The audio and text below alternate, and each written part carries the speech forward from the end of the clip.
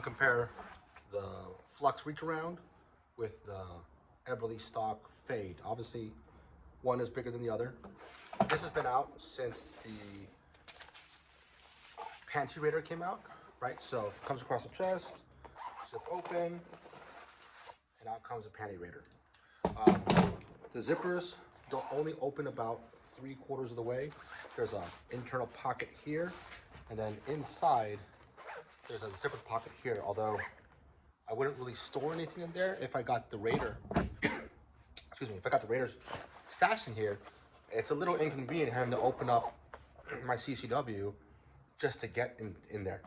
Also, there is a small little,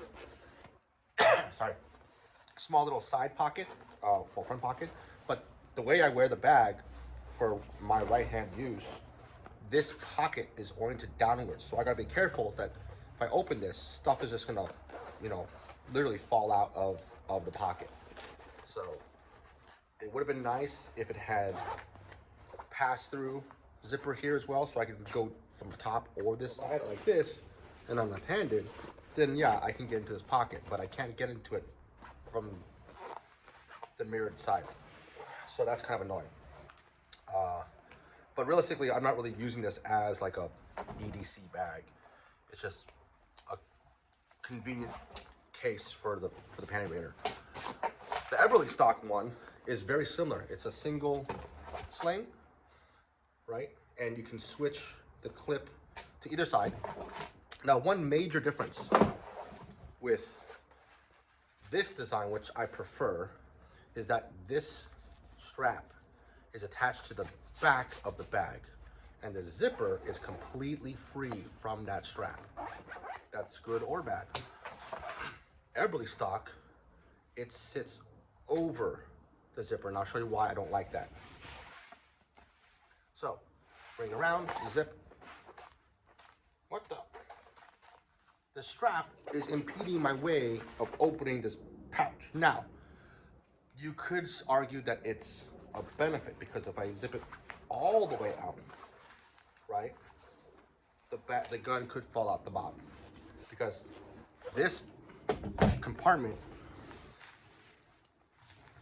opens up 100%. Okay, so I'd still rather have this open a little more, because now I have to dive down into the bag to pull this out, as opposed to going from the side, and the strap is going to get in my way doing that. Okay. But the one thing I do like the Flux doesn't have is that it's got pass-through pockets on both sides, right? Stick my head all the way through. It's lined with a sort of loop-like fabric, both inside here as well. It's a kind of a looped fabric, so you could use some kind of Velcro hook, accessory, mag pouches, or any other kind of accessory that uses hook Velcro. There is another pocket, even in front, and it's got like a little, kind of an admin pocket, I guess, that's semi-translucent. Use my fingers. And it's also ambidextrous. It's got zippers on both sides. So if the bag was flipped around, I could still get into it, I could still access stuff. So I do like that. But there's no other organizational things in here. There's no like pen pockets or anything. So you would if you want to store a pen or hold keys, there's not really like a gear keeper loops anywhere that I've seen. Yeah, they don't really have that. So, what else? There's some kind of like pass-through here that I guess you could have a really small water bladder that would go loop into this loop. There's also some lanyard. Oh, you know what it was? They say it's for communications, so I guess you could put a radio in there. But yeah, but in terms of being able to conceal carry a Raider, this is actually pretty convenient. It's not super easy to get into because I gotta get through the brace and to get to the grip. Whereas on the Panty Raider, there's nothing impeding me from just grabbing the grip. I gotta reach in here and grab the grip from the side.